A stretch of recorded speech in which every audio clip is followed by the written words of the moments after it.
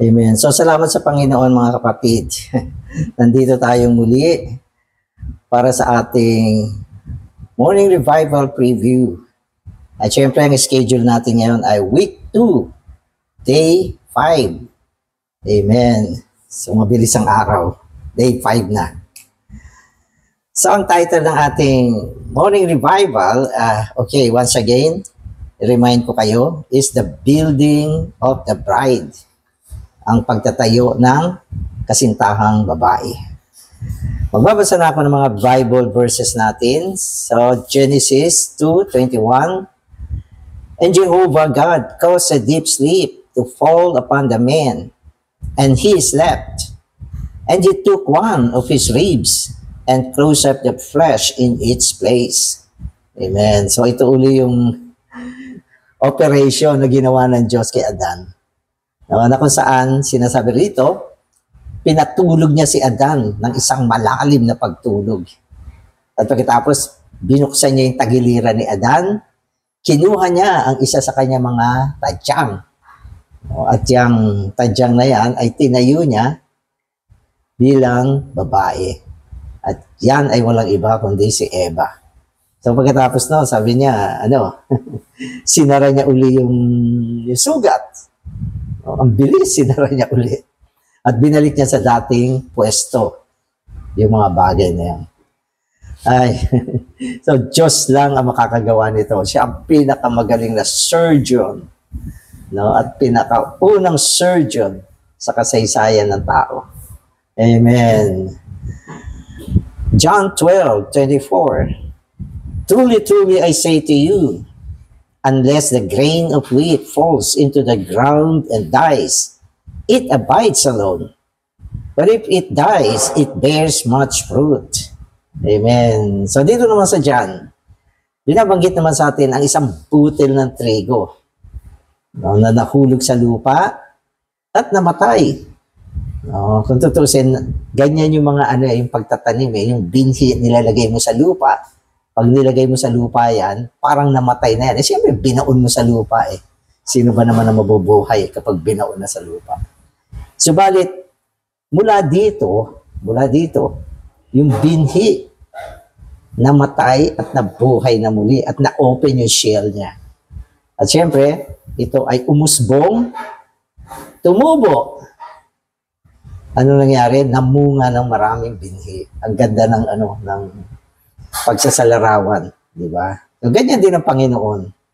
Namatay, di ba? Nilibing, nabuhay na muli. At sa kanyang pagkabuhay na muli, mula sa pagkabuhay niya muli, yung buhay na nakapaloob sa kanya, napalaya.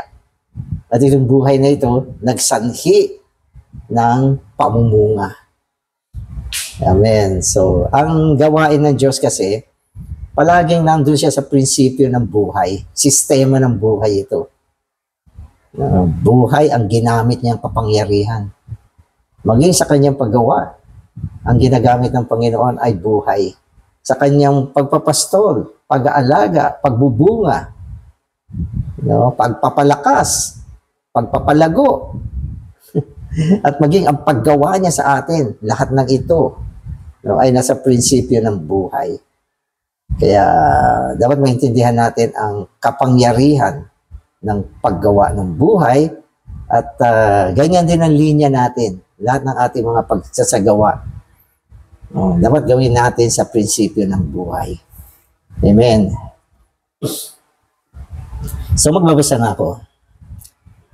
One day, the real Adam was put to sleep on the cross, where he slept for 6 hours, from 9 o'clock in the morning until 3 o'clock in the afternoon. This was signified by the phrase in Genesis 2, which said that God caused a deep sleep to fall upon the man, and that he took one of his ribs to build him a wife. Amen. So ito. Yung pagkatulog ni Adan, ito ay isang magandang larawan kung paano ang Panginoon ay natulog doon sa krus. Siya ay natulog sa krus. no, ng sinasabi rito, umabot ng 6 na oras pala. Nung ang Panginoon ay namatay sa krus, umabot ng 6 na oras na natulog siya. Kung wala itong pagsasalarawan na ito, hindi natin alam kung ilang oras natulog si Adan. Palagay ko 6 na oras din. Bagamat hindi binanggit yan, pero sa pagsasagawa ng Panginoon, 6 na oras siya natulog. So may posibilidad na si Adan, pinatulog ng Panginoon ng 6 na oras. At isinagawa niya yung operation. Amen. At ito ay sinasagisag, okay, ng sinasabi sa Genesis, kung saan ang Diyos, pinatulog niya ang tao. No? At kinuha niya ang kanyang tadyang upang gawin itong isang asawang babae. No? So yung kwento na yan ay isang paglalarawan kung paano ang Panginoong Hesus ay namatay sa krus. At mula sa krus, ang kanyang buhay ay na-release. Kasi yung tadyang, buto yun eh. Ang buto ay sumasagisag sa buhay. At sa pamamagitan ng buhay na napalaya, ito ay nagbunga ng eklesiya. At ganoon din yung isang ehemplo. Yung isang butil ng trigo ay naglalarawan din sa Panginoon na namatay, di ba, nahulog sa lupa at namunga na maraming binhi. Di ba? So ang eklesiya ay binubuo na maraming binhi na pinagsama-sama, naging isang tinapay. So hindi yan isang malaking binhi na isang limpak na binhi. Hindi, ang tinapay, ito ay binubuo na maraming binhi. Ang eklesiya ay binubuo na maraming believer. Mga believer na pinagsama-sama at binuo ng isang buhay.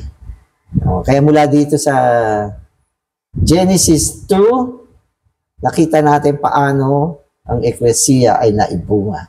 Ito ay sa pamamagitan ng pagkamatay at pagkabuhay na muli ng Panginoon. Amen. That sleep of Adam's was a type of Christ's death on the cross for the producing the church.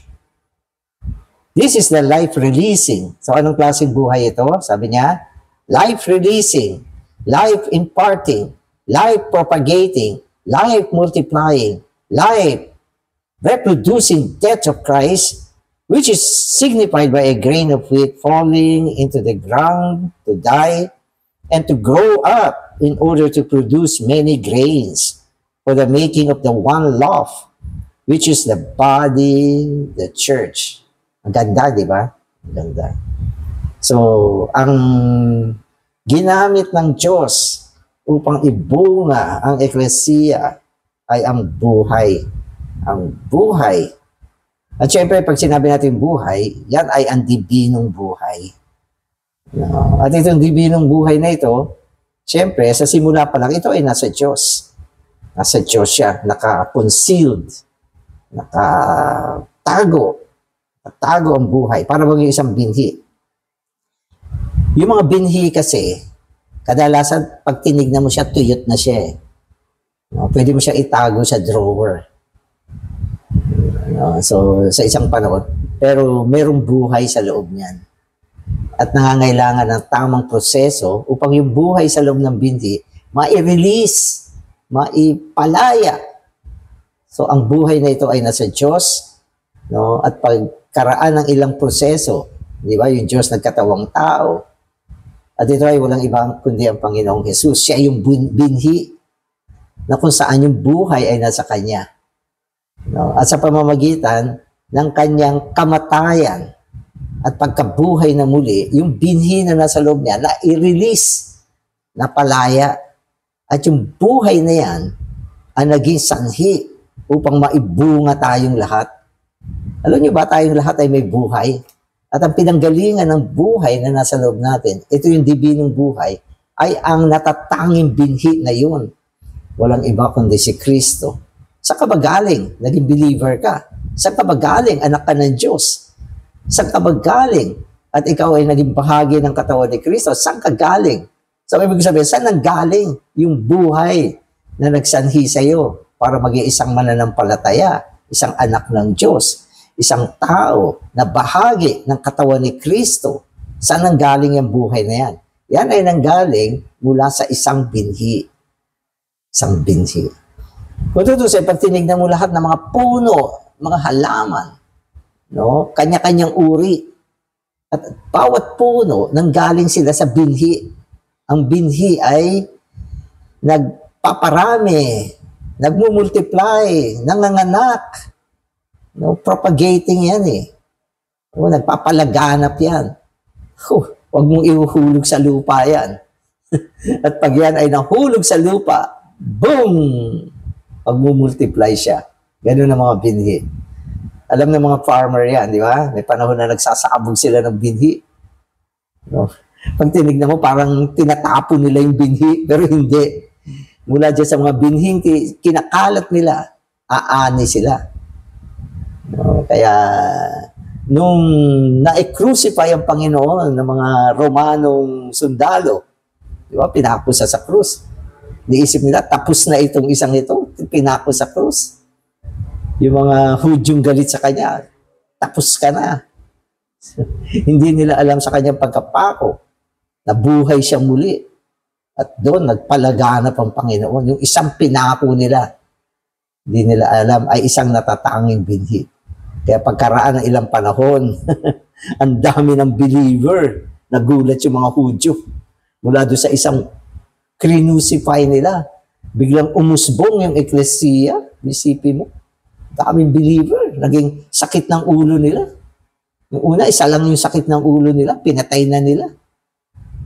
Pero mula dyan, ibinunga ang eklesiya, ang katawan ni Kristo, ang kasintahan ni Kristo, at ang ikakasal kay Kristo, at sa walang hanggan ito ang bagong Jerusalem, ang asawang babae ng Diyos. So, alam natin ang history ngayon.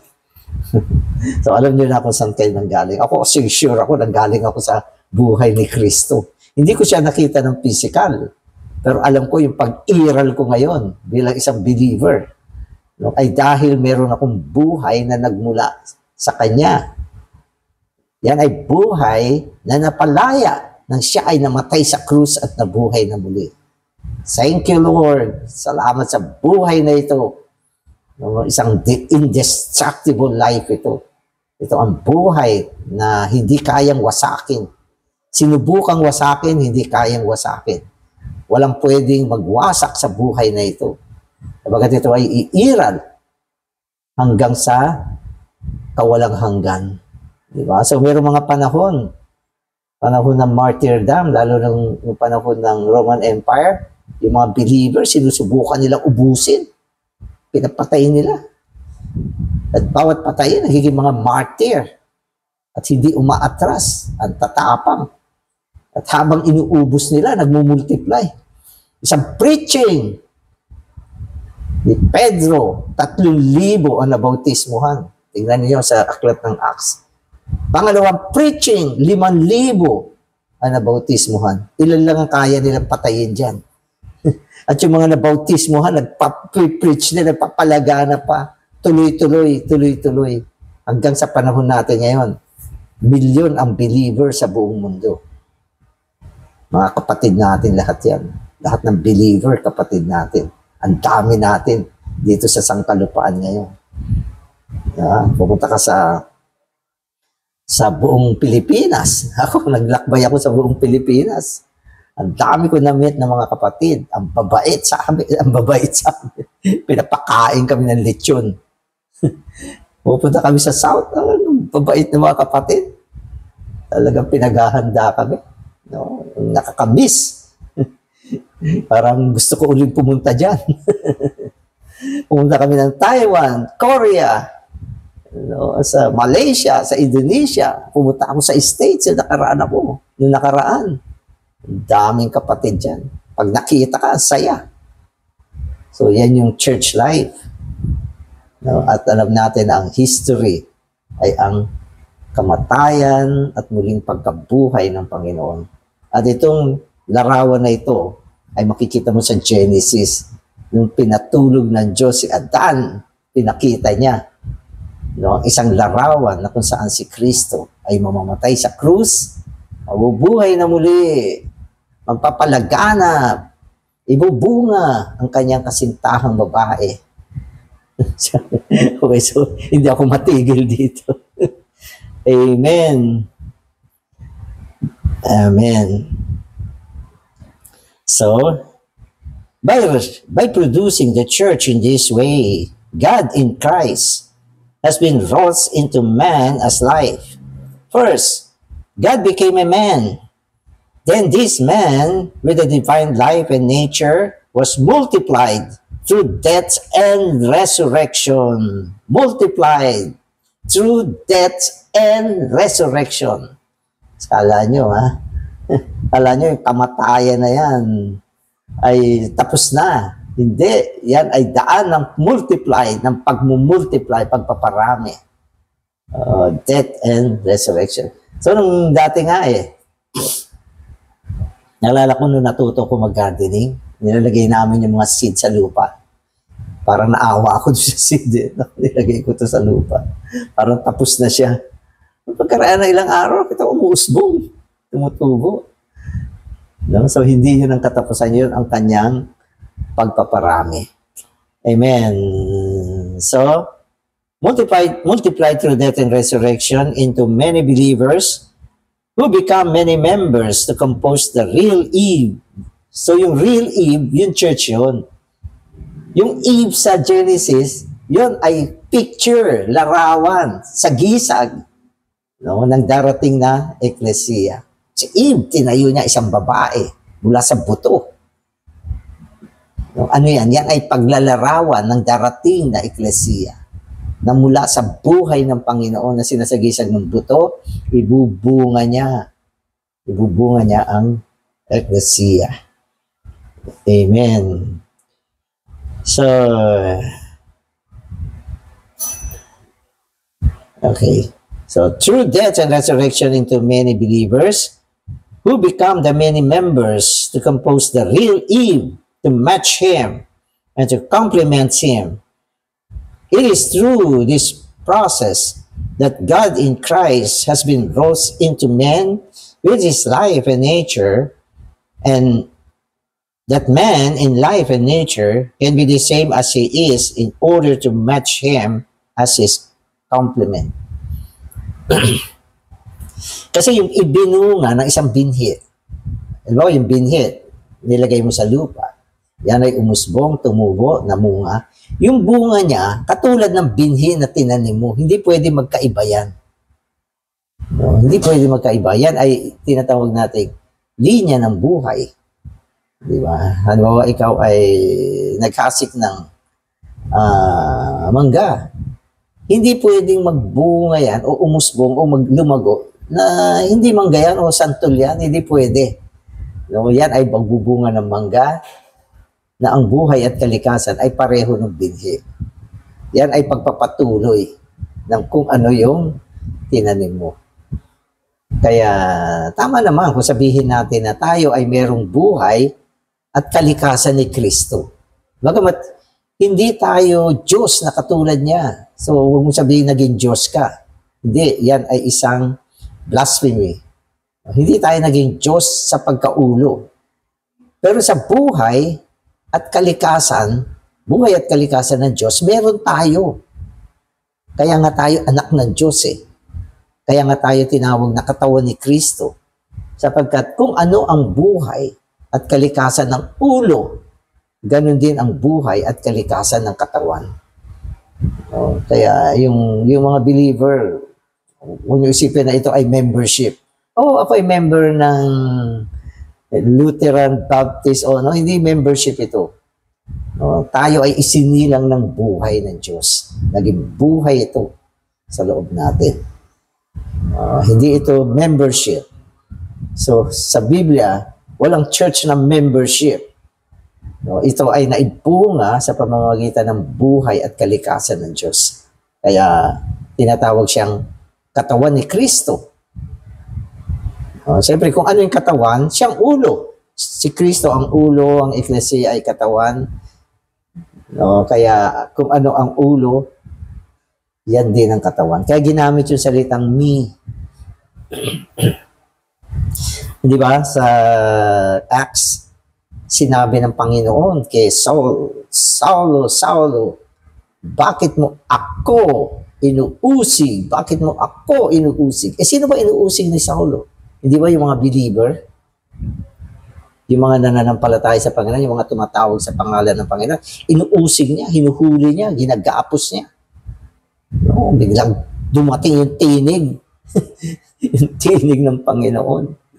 Saulo, Saulo, bakit mo ako inuusig? Ibig sabihin, hinipo mo yung mga believer, pinersecute mo ako, sabi ng Panginoon. Sapagkat kaisa niya yan. Yan ay kaisa niya, yan ay katawan niya. Merong buhay niya, merong kalikasan niya, nakaugpong sa kanya yan. No, sabi ni Saulo, sino ka baga, Panginoon? Ako si Jesus, sabi ng Panginoon, na inuusig mo. Una sabi ng Panginoon, bakit mo ako inuusig? Ako doon, malaking, hindi individual na ako, corporate yun. Ako. Hindi niya sinabing kami, sabi niya ako. Ibig sabihin, iisa, isang ulo, isang katawan. Ang ulo ay si Kristo. Ang katawan ay ang Eklesia. Binubuo na maraming mga membro ng katawan ni Kristo. At dinescribe sa isang salita, ako, big me.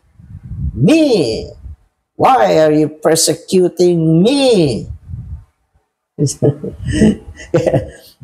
Mula dito, si Saul, nakatanggap siya na isang pangitain. Siya yung unang apostol o mananampalataya na nag-describe sa church bilang katawan ni Kristo. So siya nagsabi nun. Na-discover niya yun mula sa me. Sa me. Hindi niya sinabing, itong church ay mga miyembro ng kung anong organization niya. Hindi. Sabi niya, katawan nito ni Kristo. No? Kaya lahat tayong mga believer, basta believer ka, meron kang buhay ni Kristo. Tayong lahat ay magkakapatid, no? Na ibinunga ng isang buhay sa pamamagitan ng kamatayan at pagkabuhay ni Kristo. Kaya mahal natin lahat ng believer. Diba? Maski saan ka pumunta, ito isang mananampalataya. Wow, I love you. Kapatid kita. Ikaw ay kasamang membro ng katawan ni Kristo. Siyempre, hindi naman lahat ng believer ay maalam o marunong tungkol sa mga katotohanan na ito. So, hindi lahat ng believer maraming alam. Pero yung realidad, nasa kanila, may alam ka man at wala. Okay, ikaw ay naging believer dahil sa buhay ng Panginoon. Maaaring hindi mo alam yan. Pero yan ang katotohanan. Kaya kung nakikinig ka, nanonood ka sa akin, yan ang totoo. Naging magkapatid tayo dahil sa buhay na napalaya mula sa kamatayan at pagkabuhay na muli ng Panginoon. Amen.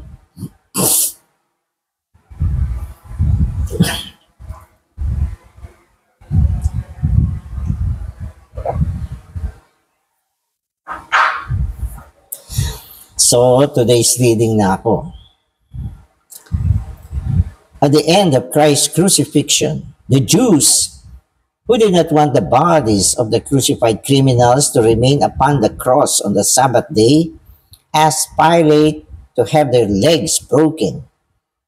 When the soldiers came to Jesus to break his legs, they found that he had died already, and that there was no need for them to break his bones. This fulfilled the scripture which said, no bone of his shall be broken. Amen. So ito yung incident, pagkatapos na ang Panginoon ay na-crucified, at alam natin yung na-crucified siya, may dalawang criminal din na na-crucified sa kanyang tabi. No? So, ayaw ng mga Hudyo na itong mga nasa krus ay manatili hanggang sa Sabat. Kaya hiniling nila kay Pilate na baliin ang kanilang mga buto sa binti. Baliin ang mga buto sa binti. Sila naman ay pinayagan. Subalit nung pagdating sa Panginoon, siyempre yung dalawa na binali nila yung binti. Pero pagdating sa Panginoon, nakita nila ang Panginoon ay patay na. Namatay na siya doon sa krus. Kaya feeling nila, hindi na kailangan baliin pa yung buto ng Panginoon. So ayoko naman i-explain bakit kailangan baliin yung buto. No, bakit nung patay na, hindi na kailangan baliin yung buto. No, pero ang dahilan dito, ayaw nila na manatili sa krus yung mga na-crucified hanggang sa Sabat. May kaugalian na gano'n yung mga Jew. Ayaw nila yan. No, kaya yun yung dahilan bakit gusto nilang baliin ang mga buto. Pero ang buto ng Panginoon, walang nabali. So hindi binali ng mga Hudyo. At ito ay tumupad sa kasulatan, sa isang propesiya na nakasulat. Saan ba? Nakasulat. So, okay, binanggit ba rito sa nakasulat to the scripture? Okay, so hindi niya binanggit kung nasaan yan. O sa Numbers, o sa Psalm. Yeah, tama. Oo, sa John, okay, may mga Bible verses dito. Na bago na-crucified ang Panginoon, nakapropesiya na walang butong mababali sa Kanya.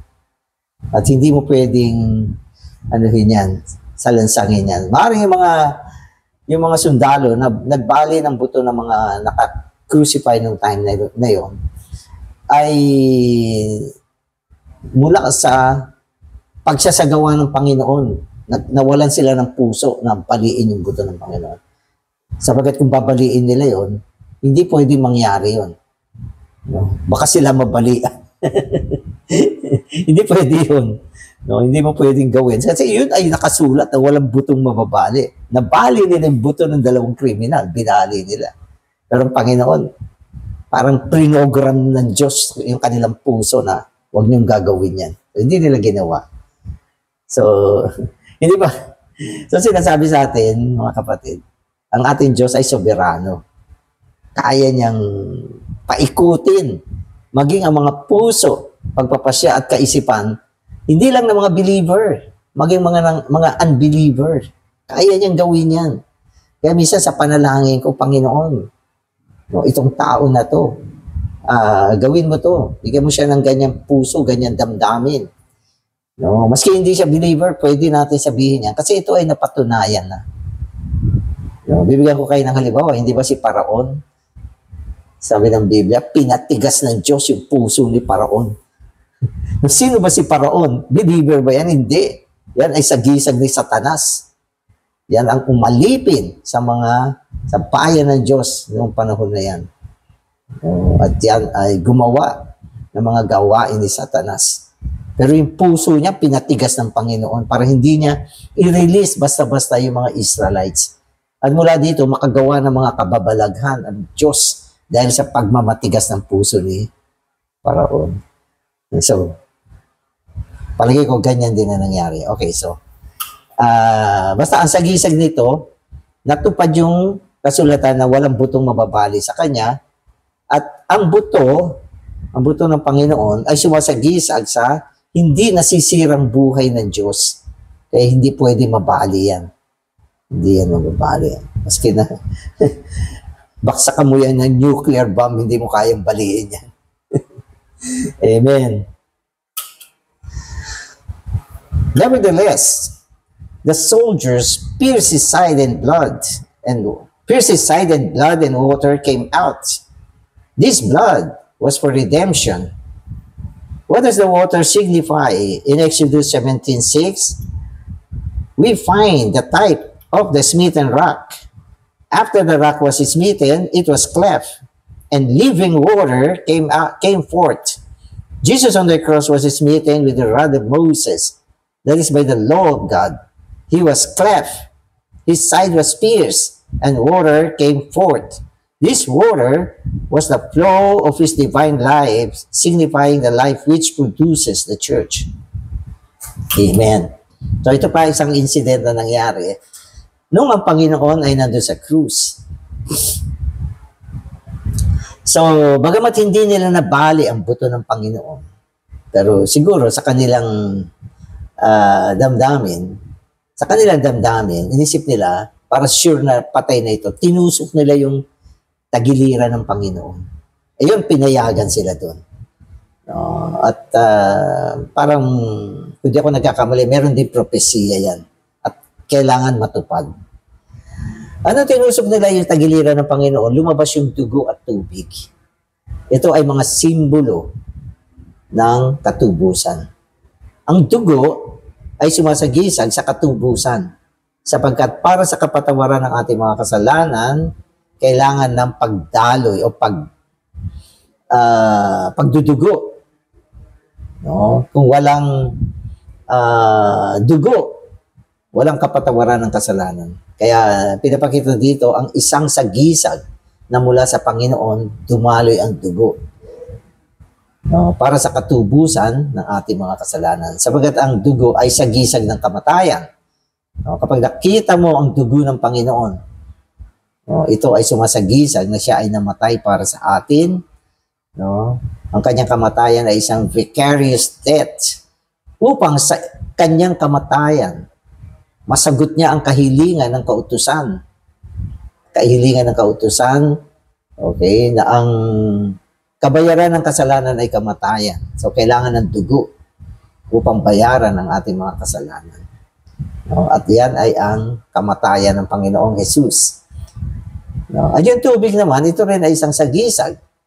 No? At ang pinakamagandang pagsasalarawan ay yung bato sa ilang. Noong ang mga Israelites ay nandun sa ilang, nauuhaw sila, nag-murmur sila sapagkat wala silang mainom.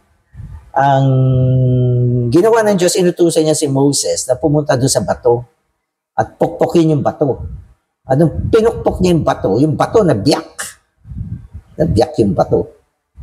At mula doon sa biyak ng bato, dumaloy ang tubig, rumagasa ang tubig para painumin ng tao. So, sasabihin niyo uli, bakit kaya ganyan? Diba? So, ibig sabihin, itong mga disenyo ng mga pangyayari, meron siyang mga kahulugan. Kaya ganyan ang Biblia.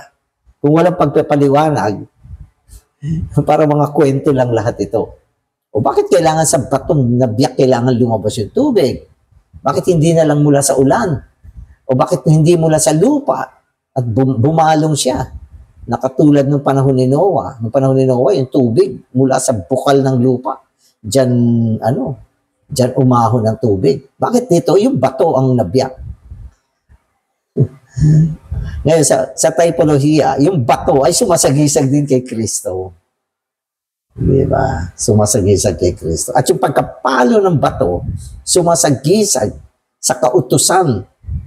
Sabagat si Moses ay representative ng law, Old Testament yan eh.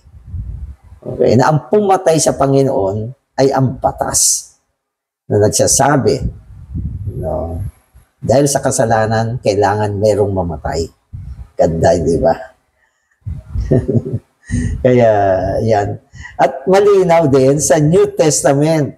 Sa New Testament, si Paul sinabi niya, yung bato, okay, na sumunod sa atin ay si Kristo. Sabi niya, si Kristo daw yung bato na yun.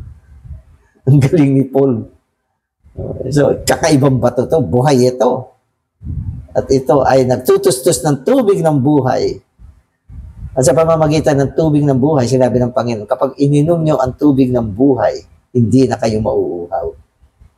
Kaya yan yung history ng tubig. Kaya ito lahat ng ito, pinapakita natin ang isang magandang pagsasalarawan. Walang pangyayari na walang kabuluhan. Hindi, lahat ng mga nangyayari dyan sa panahon na yan ay merong ibig sabihin. Merong simbolo, may kahulugan yan. No? Kaya sinasabi natin minsan sa Panginoon, Panginoon, ikaw ang bato na nabiyak. No? Sa pamamagitan mo, Panginoon, ang tubig ng buhay ay napalaya. At sinabi mismo yan ng Panginoon nung buhay pa siya. Basahin ninyo yung John chapter 7. Sabi niya, ang sino mang nauuhaw, no, lumapit sa akin, no, at uminom ng tubig ng buhay. At kapag ininom niya ito, kailanman hindi na kayo mauuhaw. Sinabi yan ng Panginoon, na sa Kanya ang tubig ng buhay. Sinabi rin niya yan sa John 4, doon sa babaeng Samaritana. Na kaya niya magbigay ng tubig na ang sino mang makainom dito, hindi na muling mauuhaw. Kaya yung buhay ng tao sa mundo, di ba? Tigmak ng kauhawan. Ang ibig sabihin ng kauhawan, walang kasiyahan. Maski na ano makamit nila sa mundo, hindi sila nasisiyahan. Diba? Walang kasiyahan. O, di ba? Nung panahon na mahirap ka, sabi mo, konting pera lang, satisfied ka na. Pero dumating ang Panginoon, kumita ka. Kumita ka ng higit pa sa inaasahan mo. Nakontento ka ba? Nasiyahan ka ba sa loob mo? Hindi, maaari nung umpisa. Pero nung bandang huli, feeling mo hindi na sapat sa iyo yan. Diba? So, ang buhay ng tao, kaya walang tigil ang kanilang pagsusumikap dahil sa kalooban nila, walang kasiyahan.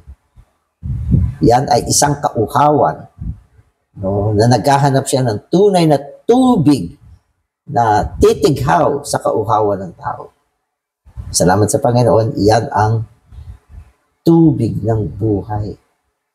No? At malinaw na sinasabi ng Biblia sa bagong tipan na ang tubig ay ang Espiritu. Di ba? Sabi ng Panginoon, yung mga nabautismuhan, no, ay nilagay niya sa isang posisyon para uminom ng Espiritu. So, ang Espiritu, ang tubig. No, siya ngayon ang Espiritong nagbibigay ng buhay. Uhaw ka ba?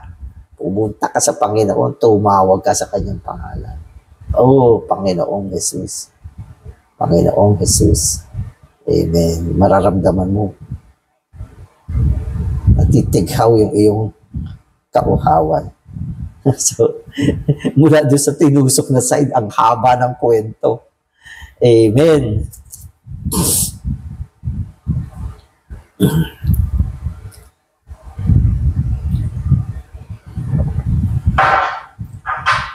Amen. So this life was typified by the rib, a piece of bone taken out of Adam's open side, of which Eve was produced and built. Hence, the bone typifies the divine life that is signified by the water flowing out of Christ's side.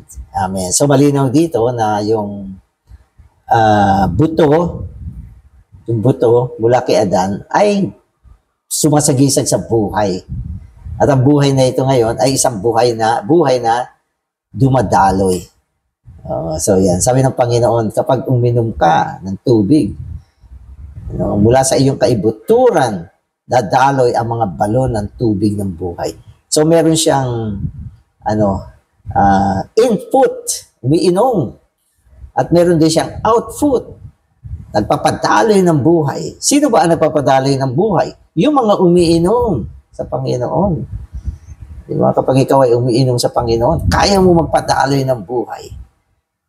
At ang mga kapatid mula sa iyo, nakakainom, nakakatanggap sila ng unique blessing. Ang unique blessing, mga kapatid, ay ang daloy ng buhay na nanggagaling sa mga believer na umiinom sa Panginoon. Hindi lang basta buhay. Sabi niya, balon ng buhay. Mga balon ng buhay. Ang daming balon ng buhay. Amen. Amen. None of his bones was broken. This signifies that the divine life cannot be broken. His physical life was killed, but nothing could break his divine life, which flow out to produce the church. Tama naman. So, ang Panginoon ay tao din. Yung kanyang physical na buhay, okay, ay nabasag. Nabasag. Yan ay ang kanyang pantaong buhay. Subalit yung buhay niya, na taglay, ang dibinong buhay na taglay ng Panginoon, hindi mo kayang basagin yan. Hindi mo siya kayang basagin. Yan ay unbreakable. So, minsan nakakakita kayo ng ng mga sign. Okay? fragile, breakable, o pag-ingatan dahil nababasag. Okay? Pero ang Panginoon, ang tag dyan, unbreakable. Hindi nababasag, hindi kayang sirain na buhay. Amen. So, sino ang wawasak sa buhay ng Diyos? Sino? Imposible. Diba? Kapag tinangka mo, baka ikaw ang mawasak. Kasi si Paul, nung siya ay Saulo pa ng Tarsus, gusto niyang tapusin ang mga believer, pahintuin ito. Yan ay parang gusto mong wasakin ang dibinong buhay. Hindi mo kaya yan. Kaya sabi ng Panginoon sa kanya, you are kicking against the prick. No, ang ibig sabihin niyan, ang sinisipa mo ay bato. Sasaktan mo lang yung paa mo dyan. Kaya yung mga nagpe-persecute sa Eklesiya, sino nawasak? Sila. Diba? Kumakalaban sa Eklesiya, huwag mong gawin yan. Huwag mong gawin yan. No, sabi ng Biblia, kapag sinubukan mong gibain itong templo na ito, ang Diyos mismo gigibain ka niya. Praise the Lord. Amen. Ito ang buto na hindi nasisira. Amen. Okay. Okay, so, as Adam's sleep typifies the death of Christ, so his waking signifies the resurrection of Christ. After waking, Adam became another person with Eve, produced out of him. After his resurrection, Christ also became another person with the church brought forth out of him. Amen. So pagkatapos siyang ni Adan na natulog, pinatulog siya ng Diyos. Diba? Ano nangyari? Nung siya ay nagising siya, iba na siya. Hindi na siya binata. Ang ganda, hindi ba? Nung siya ay natulog, binata siya. Wala pa siyang partner. Pero nung siya ay nagising, ibang tao na siya. So, siya ay isang taong may asawa na. So, ganun yung kasalan, minsan. So, pag kinasal ka, para ka natulog bago ka kinasal. Binatang-binata ka. Pero pagkatapos mong pumirma sa dokumento ng kasal, i-declare ko na. Okay, now you are husband and wife. You're no longer bachelor, no longer single, but you are a married brother. So, nagbago na, naging ibang tao na. So, si Kristo, ganun din. Si Kristo. So, bago siya namatay, bago siya nabuhay na muli, single. Pero nung siya ay namatay, nabuhay na muli, binunga niya ang Eklesiya.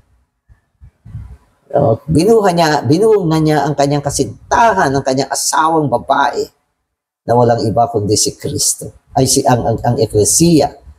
Kaya ang umiiral na si Kristo kasama ang kanyang Eklesiya. So sa panahon na ito, si Kristo ay aktibo. Pwede natin sabihin na siya ay aktibo. Pero hindi siya gumagawa mag-isa. Ginagamit niya ang Eklesiya, ang church. Paano ba na ipapalaganap ang Ebanghelyo ngayon? Hindi ito direct ang ginagawa ng Panginoon.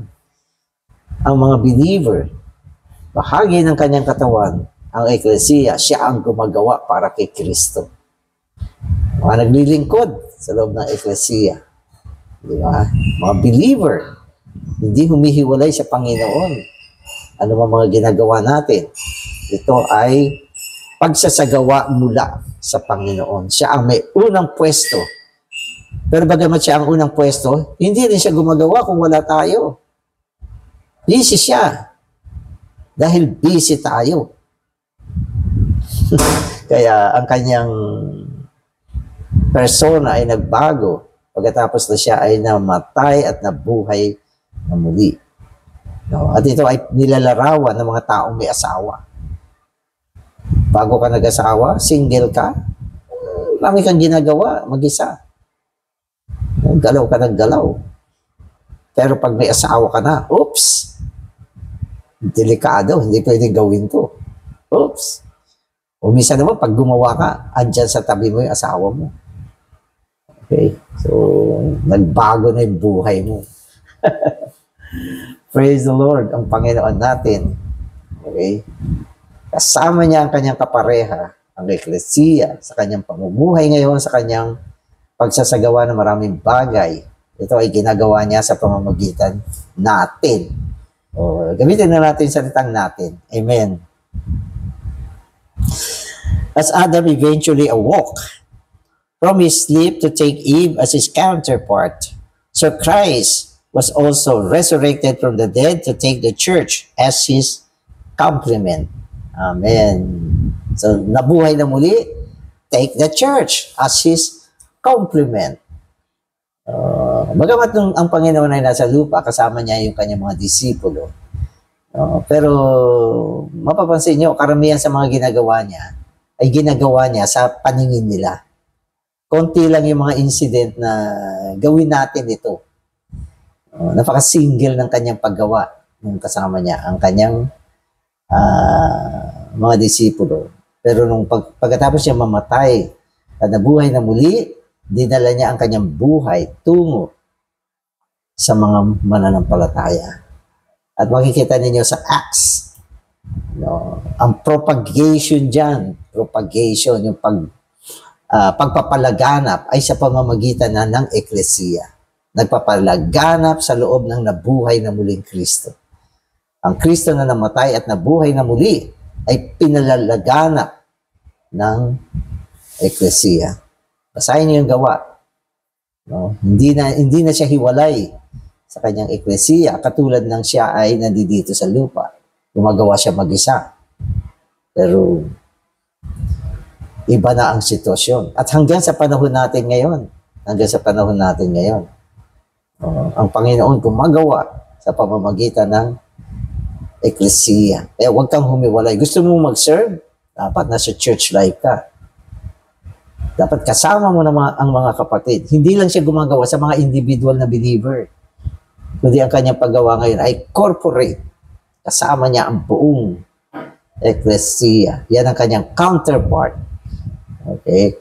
Ang kanyang katuwang, kapareha, na kasama niyang gumagawa. Amen. When Adam awoke from his sleep, he immediately discovered that Eve, who was builded with his sleeve, was present. Amen. So, wala namang incident na nilecturean pa siya ng Diyos eh. Hindi sinabi ng Diyos, ngayon, alam mo ba, itong babae na to, kinuha ko sa tadyang mo.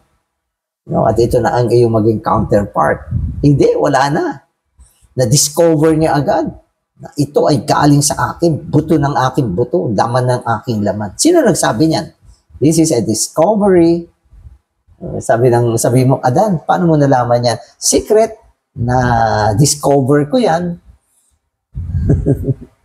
Amen. So, yan yung nangyari dyan. At namuhay na sila bilang isang laman. Amen. Amen. So, likewise, when Christ was resurrected from the dead, the church was brought forth with his divine life. Through his death, the divine life within him was released. And through his resurrection, this released divine life was imparted into us who believe in him, as regenerated ones who have him as life, and who live by him. He composed his church, the real Eve in resurrection. Amen. So yun napalayang buhay mula sa Panginoon, dinala sa tungo sa atin, at tayo ay naibunga. Tayo ay nabuuan bilang ang tunay na Eve sa panahon na ito. At ating isinagawa ang pagbubunga ng totoong Eva. Ang partner ni Adan sa lumang tipan at ang partner ni Kristo sa bagong tipan na ikakasal sa kanya at maging asawa niya. Kaya mula dito ang linaw, paano ba naibunga ang eklesiya at kung paano ang eklesiya ay itatayo. Kaya hindi mo babago yan. Amen. Salamat, Panginoon, sa iyong kamatayan, sa iyong pagkabuhay na muli. Ikaw ang tunay na binhi na naihasik sa lupa upang sa pamamagitan ng iyong pagkamatayan at pagkabuhay na muli, ang iyong buhay na naitago sa iyo ay napalaya at nadala tungo sa amin upang kami ang maging marami mga anak ng Diyos. Kami ang maraming bahagi ng katawan mo at bumuo sa iyong kasintahang babae. Salamat, Panginoon, sa lahat ng mga prosesong ito. Amen.